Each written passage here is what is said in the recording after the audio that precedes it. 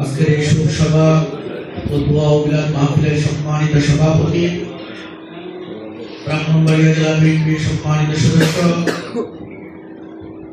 বাঞ্ছারামপুর পৌর বিএনপির সংগ্রামী সাধারণ সম্পাদক জনাব সালেহ মুসা, মঞ্চে উপস্থিত রয়েছেন ব্রাহ্মণবাড়িয়া জেলার নেতৃবৃন্দ, বাঞ্ছারামপুর উপজেলার নেতৃবৃন্দ, পৌর বিএনপির নেতৃবৃন্দ, বিভিন্ন ইউনিয়ন থেকে আগত নেতৃবৃন্দ, বিভিন্ন ওয়ার্ড থেকে আগত নেতৃবৃন্দ, আমার প্রাণপ্রিয় সংগঠন ছাত্র দল, যুব দল, স্বেচ্ছাসেবক দল, কৃষক দল, মহিলা দল সহ প্রত্যেকটি প্রত্যেকটি অঙ্গ সংগঠনের নেতৃবৃন্দ ও সামনে উপস্থিত নেতৃবৃন্দ, আসসালামু আলাইকুম।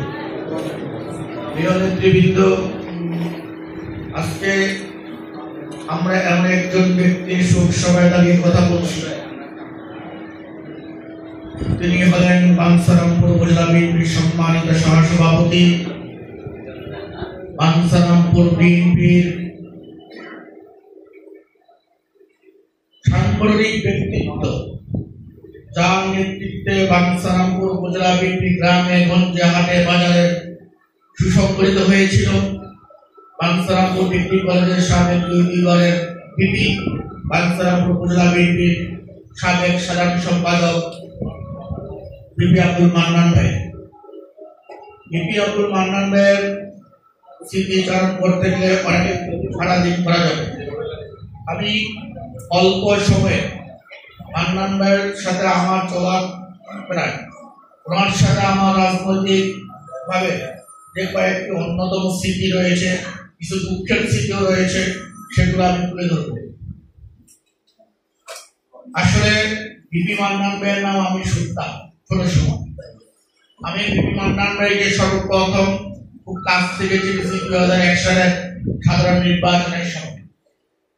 সেই নির্বাচনে বিপি মান্নান ভাই অগ্রণী ভূমিকা পালন করেছেন। সেই নির্বাচনে ধানের শীষে প্রার্থীকে বিজয়ী করার জন্য বিপি মান্নান ভাই উপজেলার 128টি গ্রামের প্রত্যেকটি ওয়ার্ডে ওয়ার্ডে ঘুরে বেরিয়েছিলেন। বিপি মান্নান ভাই কে ছিলেন? তার আগে তিনি আমাদের দলীয় সংসদ ছিলেন। সর্বপ্রথম বাঞ্ছারামপুর উপজেলার নির্বাচিত যিনি সংসদ ছিলেন এটিএম ওলি আশরাফ সাহেব, তার অন্যতম সহযোগী ছিলেন, অন্যতম সহযোদ্ধা ছিলেন। আজকে যে ছাত্র রাজনীতি, এই ছাত্র রাজনীতি বাঞ্ছারামপুরে যিনি শুরু করেছিলেন, যার হাত ধরে বীর ভবন হয়েছিল, তিনি ছিলেন বিপি আব্দুল মান্নান ভাই। আমাদের সকলের প্রিয় ব্যক্তি, আপনাদের আমাদের সকলের প্রিয় নেতা, যিনি বাঞ্ছারামপুরকে সারা বাংলাদেশে পরিচিত করেছিলেন, সেই সাবেক মরহুম স্বাধীন হালদার সুজন ভাইকে নিয়ে তিনি বাঞ্ছারামপুরে মাঠে ঘাটে চষে উঠেছিলেন। সুজন ভাইকে পাশ করার জন্য যা যা করা দরকার ছিল সবকিছুই করেছিলেন বিপি আব্দুল মান্নান ভাই। শুধু তাই নয়, 1996 সালে যখন তৎকালীন স্বৈরাচার শেখ হাসিনা সরকার রাষ্ট্রীয় ক্ষমতা আসে, যখন আমাদের বাঞ্ছারামপুরে চরম নিপীড়ন নির্যাতন করা হয়েছিল 1996 থেকে 2001, ওই শাসন আমলে প্রত্যেকটি অবহেলিত, লাঞ্ছিত, অপমানিত, নিপীড়িত, নির্যাতিতদের পাশে দাঁড়িয়েছিলেন একমাত্র ব্যক্তি ছিলেন বিপি আব্দুল মান্নান।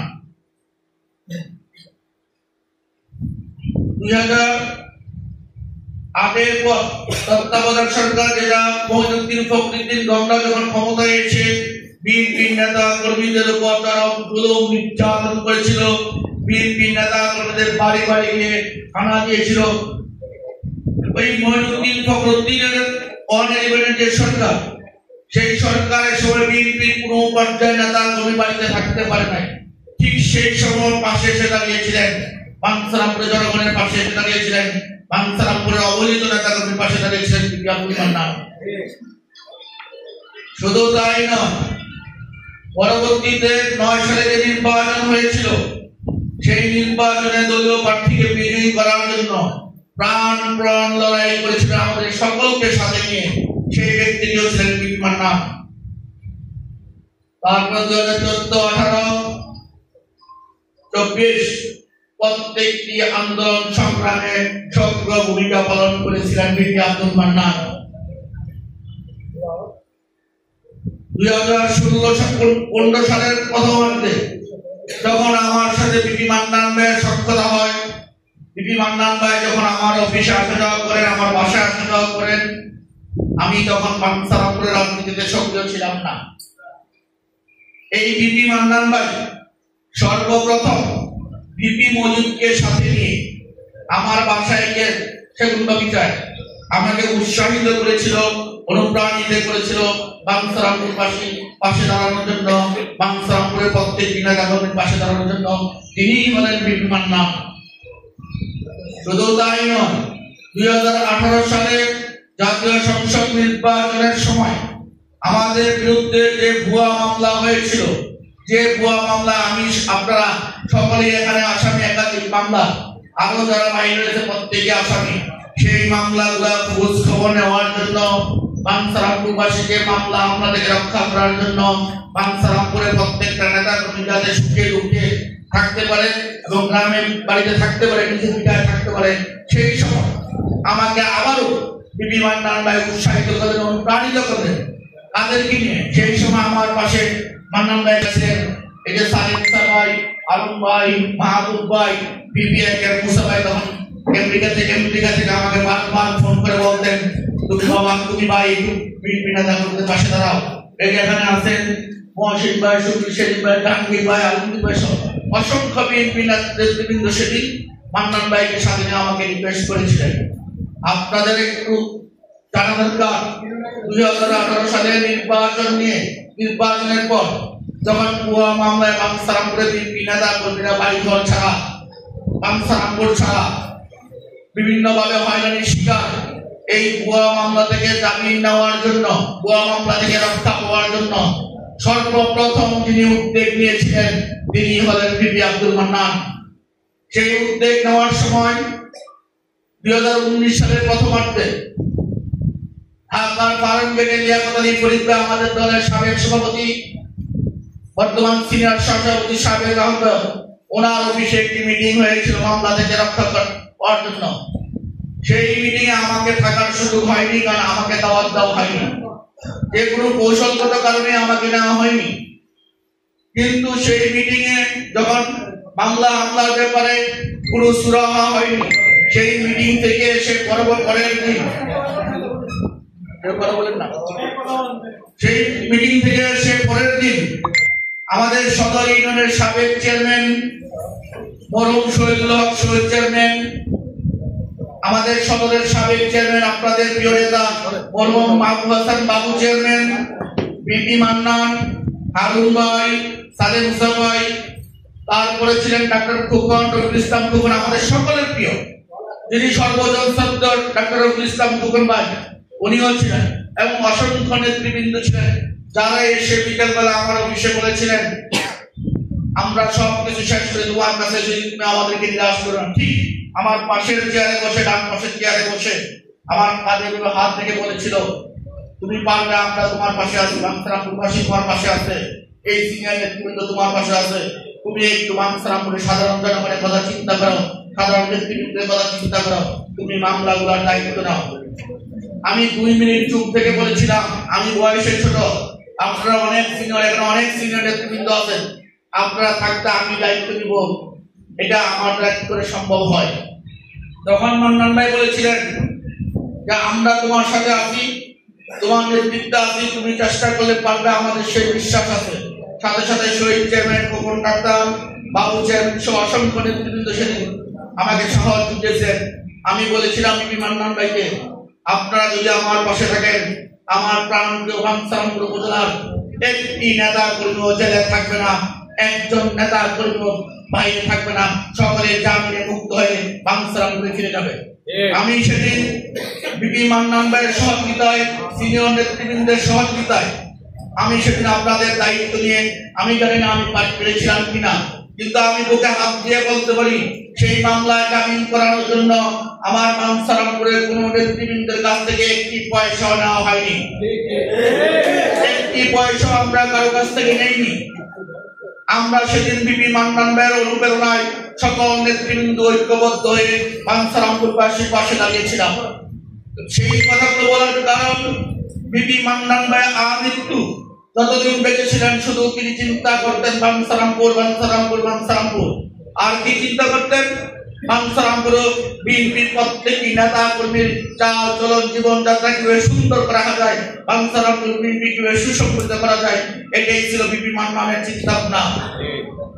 আসুন বিপি মান্নান ভাইকে যারা আমরা ভালোবাসি, বিপি মান্নান ভাইয়ের স্মৃতিকে ধরে রাখার জন্য আগামী জাতীয় সংসদ নির্বাচনে বিপি মান্নান ভাইয়ের একটা ইচ্ছা ছিল, তার জীবদ্দশায় হায়াতের মালিক আল্লাহ, কিন্তু বিপি মান্নান ভাই দেখে যেতে পারে। বিপি মান্নান ভাইকে যদি শ্রদ্ধা করি, তার প্রতি যদি আমাদের ভালোবাসা থাকে, তার প্রতি যদি আমাদের সম্মান থাকে, আসুন আগামী জাতীয় সংসদ নির্বাচনে এই বাঞ্ছারামপুর ব্রাহ্মণবাড়িয়া 6 আসনটি ধানের শীষের প্রার্থীকে জয় করে আমরা উপহার দিয়ে বিপি মান্নান ভাইয়ের স্মৃতির প্রতি শ্রদ্ধা জানাই। আমরা যদি এই আসনটি ধানের শীষের প্রার্থীকে বিজয়ী করতে পারি, তাহলে সত্যিকার অর্থে বিপি মান্নান ভাই আত্মশান্তি পাবে, অন্যথা বিপি মান্নান ভাই মরে গিয়ে শান্তি পাবেন না।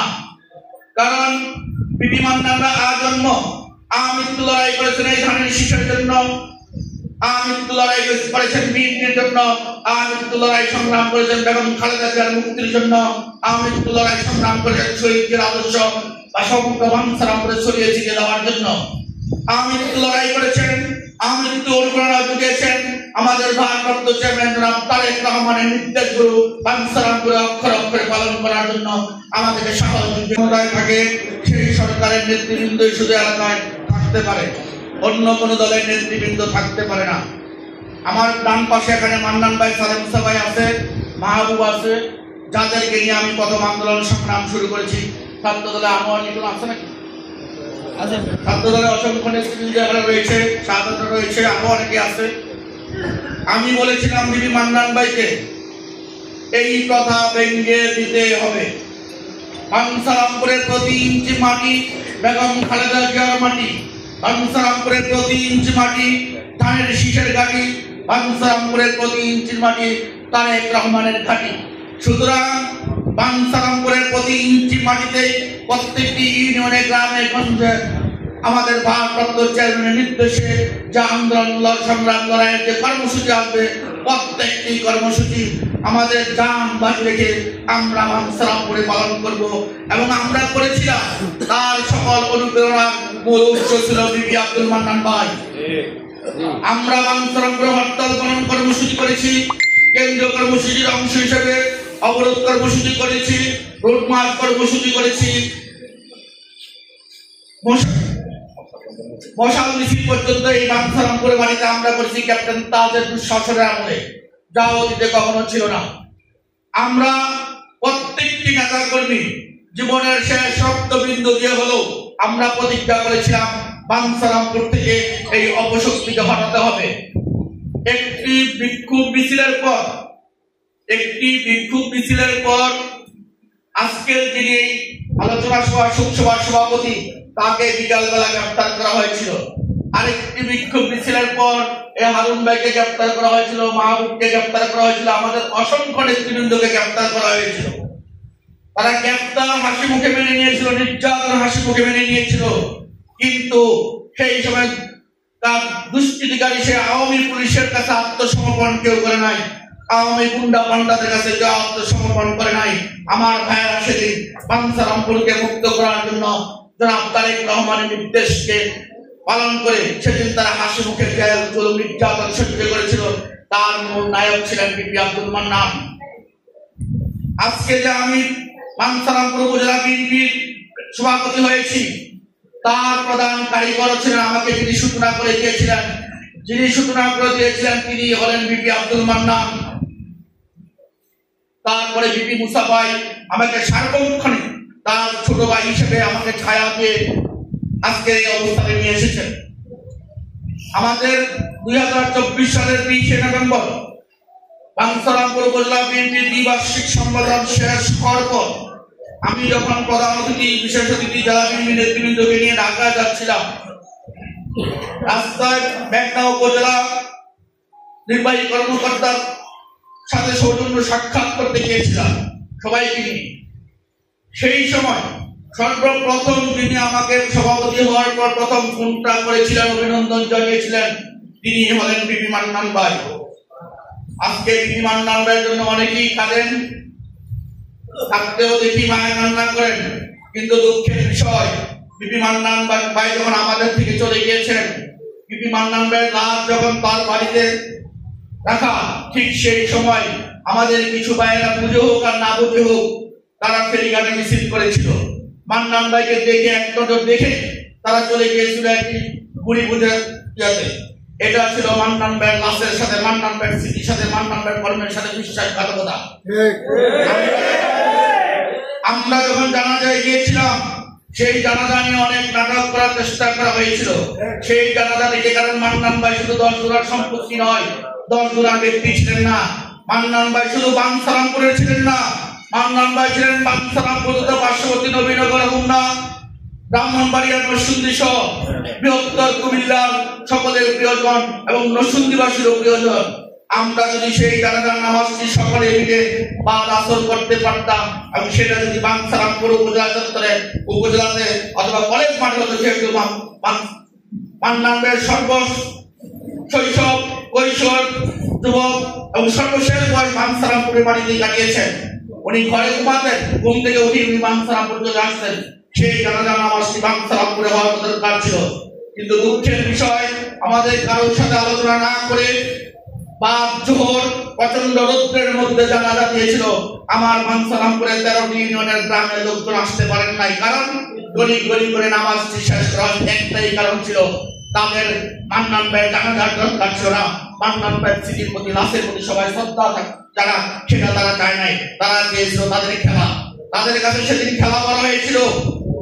কারণ মান্নান ভাইয়ের লাশ পানি দিয়ে আমরা যখন সকলে সুখাকাতর, বাঞ্ছারামপুরবাসী যখন দুর্নয়নের যুদ্ধে জল ফেলে চুপসে কাঁদতেছিল, তারা যখন খেলায় মগ্ন ছিল, তারা যখন ফুটবল খেলা নিয়ে হাত তালি দিচ্ছিল পর্দাবারের মাঠে। কি দরকার ছিল খেলাটাকে একদিন পরে করা যেত না? একদিন পরে করা যেত। আমি আজকে এই সভা থেকে বাঞ্ছারামপুর উপজেলা বিএনপির পক্ষ থেকে যারা এই কৃতকর্ম করেছেন তাদের প্রতি ধিক্কার জানাই, তাদের প্রতি ধিক্কার জানাই। মান্নান ভাইয়ের প্রতি এত মায়া কান্না আপনাদের, আপনারা মান্নান ভাইয়ের স্মৃতিকে ধরে রাখার জন্য যা করছেন আমরা সব দেখতে পাচ্ছি, কিন্তু মুখে এক কথা, ভিতরে অন্তর আরেক কথা, সেটা চলবে না। আমি আপনাদেরকে আপনাদেরকে জানানোর জন্য একটি ঘোষণা দিচ্ছি।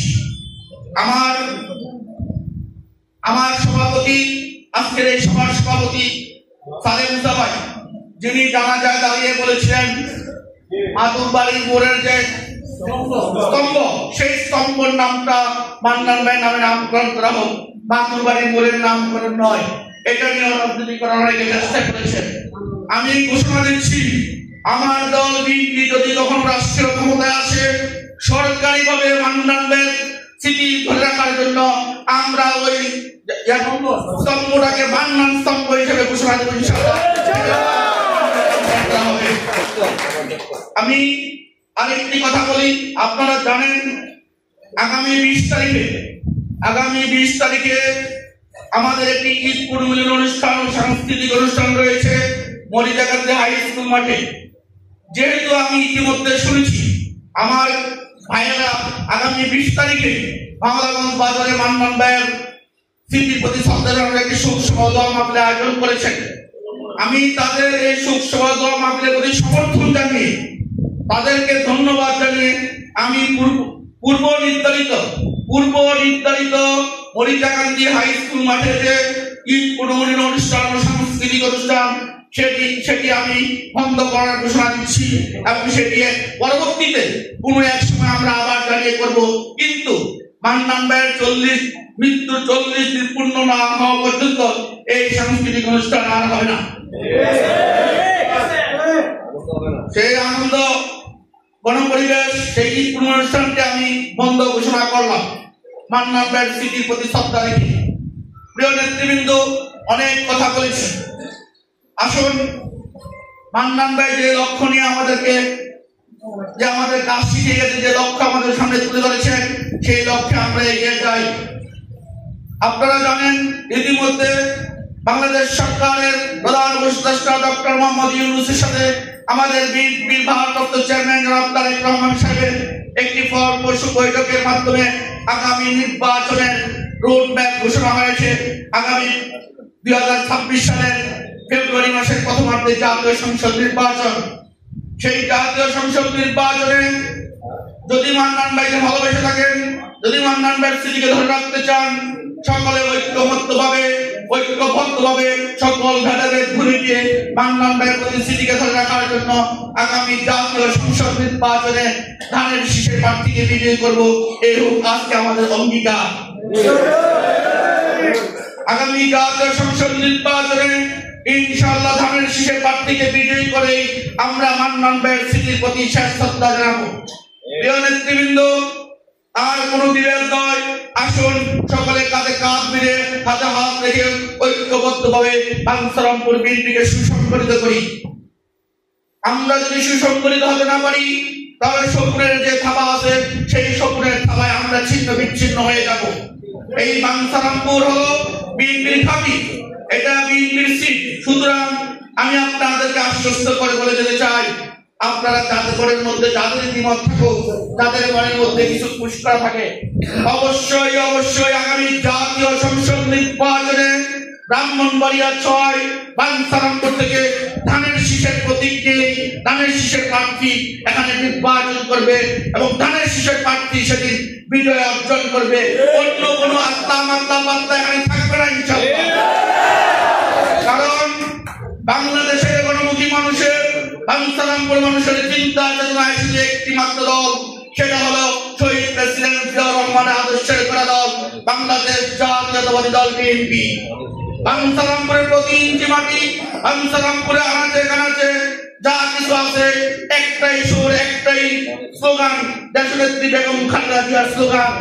বাঞ্ছারামপুরের প্রত্যেকটি নেতৃবৃন্দ, প্রত্যেকটি জনগণের হৃদয়ের একটাই আওয়াজ, সেটা হলো তারেক রহমানের স্লোগান, সবার আগে বাংলাদেশ, সবার আগে বাঞ্ছারামপুর। সুতরাং আসুন আজকের এই শোক সভায় দাঁড়িয়ে আমরা মান্নান ভাইয়ের রুহের মাগফিরাত কামনা করি। আমাদের সর্বপ্রথম যিনি বাঞ্ছারামপুরকে সুসংগঠিত করে সারা বিশ্বে পরিচিত করে দিয়েছিলেন আমাদের মরহুম সাবেক এমপি এ.কে.এম. ওয়ালেস সাহেবকে আল্লাহ জান্নাতবাসী করেন। মরহুম সাবেক এমপি শাহজাহান হাওলাদার সুজন ভাইকে জান্নাতবাসী করেন। আমি আর একটি কথা দিচ্ছি আপনাদেরকে, আমি যদি কখনো বাঞ্ছারামপুরের প্রতিনিধি নির্বাচিত হই আপনাদের মাধ্যমে, অবশ্যই শাহজাহান হাওলাদার সুজন ভাইয়ের হত্যার বিচার করা হবে। বিপি মান্নান ভাইকে যারা অন্যায়ভাবে সেই মামলায় জেল খাটিয়েছিলেন সেই দোষীদেরও বিচার করা হবে।